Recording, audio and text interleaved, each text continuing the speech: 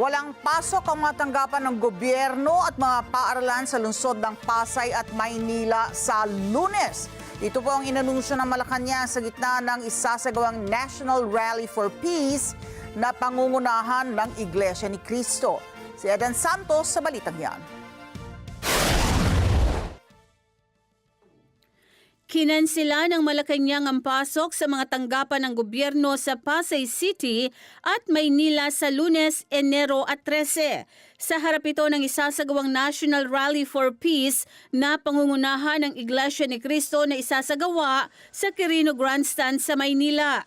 Una rito, sinabi ni Executive Secretary Lucas Bersamin na hindi magdedeklara ng holiday ang administrasyon sa January 13. Pag malaking rally, hindi ka kailangan mag-declare ng holiday. Mas maraming tao doon. Sa inilabas na Memorandum Circular Number 76 na nilagdaan ni Executive Secretary Lucas Bersamin na may petsang January 10, 2025 ay idiniklara na walang pasok sa mga ahensya ng gobyerno sa nasabing mga lungsod.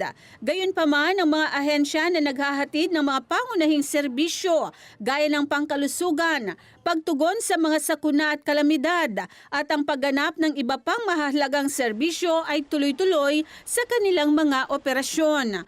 Maging ang klase sa pampubliko at pribadong mga paaralan ay sinuspindi na rin ng Malacanang. Pabor naman ang ilang netizen sa desisyon ng gobyerno.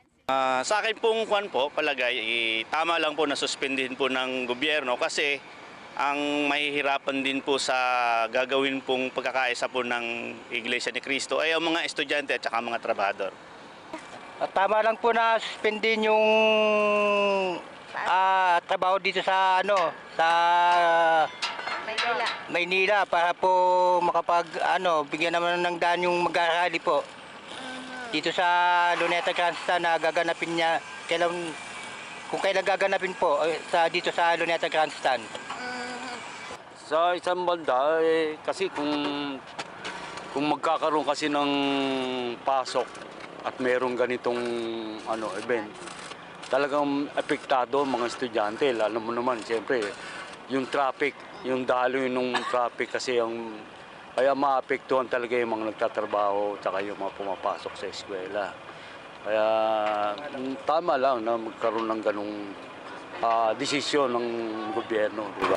Opo, tama lang. Kasi para hindi po mahirapan yung mga estudyante at yung workers din po at the same time.